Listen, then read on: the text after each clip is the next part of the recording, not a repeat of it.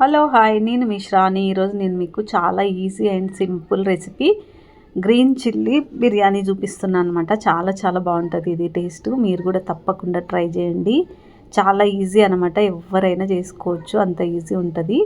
మీరు ట్రై చేసి నాకైతే కామెంట్ చేయండి. ఇప్పుడైతే స్టార్ట్ చేసుకుందాము. నేను ఫాస్ట్గా చూపించేస్తున్నా. ఇక్కడ అన్నీ కట్ చేసుకున్నా, ఆల్రెడీ బియ్యాన్ని కూడా కడుక్కున్నాను అనమాట.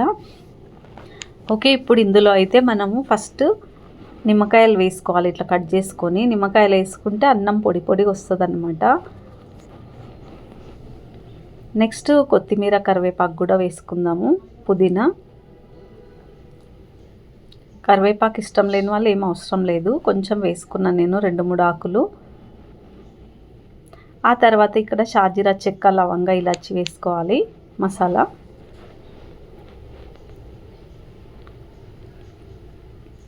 ఉప్పు కూడా ఇందులో వేసుకోవాలి, మళ్ళీ చికెన్లో కూడా వేసుకోవాలి. ఇప్పుడు ఆయిల్ వేసుకుంటున్నా. ఆయిల్ వేసుకొని మళ్ళీ నెక్స్ట్ మనం ఇందులో నెయ్యిని కూడా వేసుకోవాలన్నమాట. రైస్ ఎప్పుడైనా సరే ఆయిల్, నెయ్యి వేసుకుంటేనే మనకు పొడి పొడి బాగా వస్తుంది అనమాట, మనం బిర్యానీ చేసుకోవాలంటే. ఓకే, ఇదైతే ఇంకా అయిపోయింది, రెడీ. ఇక్కడ మళ్ళీ బిర్యానీ కోసం మసాలా అనమాట. ధనియాలు, లవంగ, చెక్క, షాజీరా, ఇలాచి, ఇవి తోక మిరియాలు, పచ్చిమిర్చి, అల్లం వెల్లుల్లి అనమాట.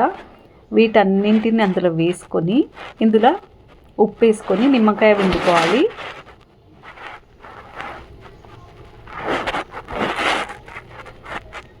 నిమ్మకాయలు ఒక 5-6 పడతాయి నాకు. నిమ్మకాయలు పిండుకున్న తర్వాత ఇందులో పెరుగును పోసుకోవాలన్నమాట. నాకు 1/2 kg పెరుగు పట్టింది. ఓకే, అంతలోపు ఇక్కడ ఉల్లిగడ్డ కట్ చేసుకున్న, ఇవి కూడా వేయించుకుందాము బ్రౌన్ కలర్ వచ్చే వరకు.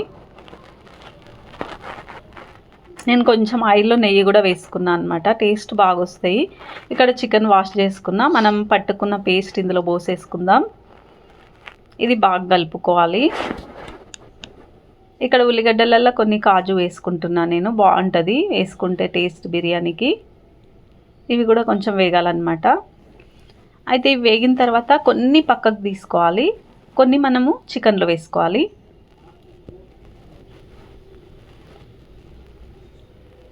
చూడండి, ఇక్కడ ఇంకా కొంచెం అయితే వేసుకున్నా ఇందులో, ఇంకా మిగతాది పక్కకు పెట్టేసుకుందాము.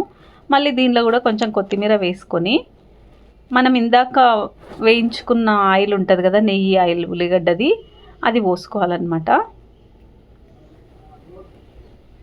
ఓకే, ఇది బాగా కలుపుకొని ఇంకా పక్కకైతే పెట్టుకుందాం. ఇక్కడ రైస్ పొడి పొడిగా ఉండాలంటే మనకు పలుకు ఉన్నప్పుడే వంపేసుకోవాలన్నమాట. ఓకే, ఇది కూడా స్టవ్ మీద పెట్టుకున్నా, కొంచెం ఉడికించుకోవాలి ఎప్పుడైనా సరే చికెన్ని. ఇంకొక పెద్ద వెడల్పాటి గిన్నెలో వేసుకున్నా. మళ్ళీ కొద్దిగా ఉడికిన తర్వాత మన రైస్ని అయితే ఇందులో వేసేసుకుందాము. నేను రైస్ వంపేసుకున్నా. అయితే మన చికెన్లో కొంచెం రైస్ వాటర్ కొద్దిగా వేసుకోవాలన్నమాట, ఉడుకుతుంది మంచిగా. ఇప్పుడు ఫుడ్ కలర్ వేసుకొని ఇంకా మనం ఉల్లిగడ్డ, కొత్తిమీర, పుదీనా అన్నీ వేసేసుకుందాము.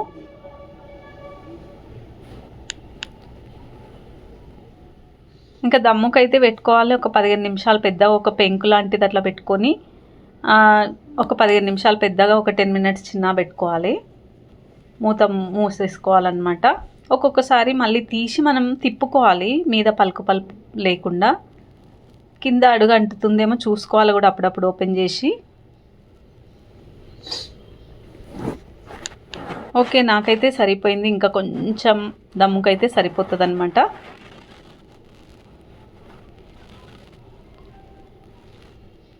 ఓకే, ఇక్కడైతే నాకు రెడీ అయిపోయింది. ఒక గిన్నెలోకి అయితే తీసుకుంటున్నా. మీకు అట్లే నచ్చితే అట్లే పెట్టేసుకోవచ్చు. మేమైతే కలుపుకుంటామన్నమాట ఈ రైస్ని.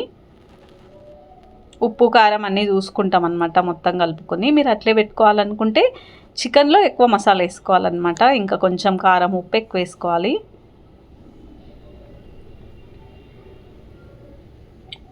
ఓకే, ఇదంతా మొత్తం కలిపేసుకొని ఒకసారి ఉప్పు, కారము, నిమ్మకాయ అవి చూసుకోవచ్చు. ఇప్పుడు మనకి చాలా చాలా టేస్టీ అయినా ఇక్కడ మేము రైతా చేసుకున్నాం దీనికి, and green chilli biryani ready. మీరు కూడా తప్పకుండా ఈ బిర్యానీని అయితే ట్రై చేసి నాకు కామెంట్ చేయండి. చాలా బాగుంటుంది, టేస్ట్ అయితే అదిరిపోతుంది అనమాట. ట్రై చేసి నాకు కామెంట్ చేయండి.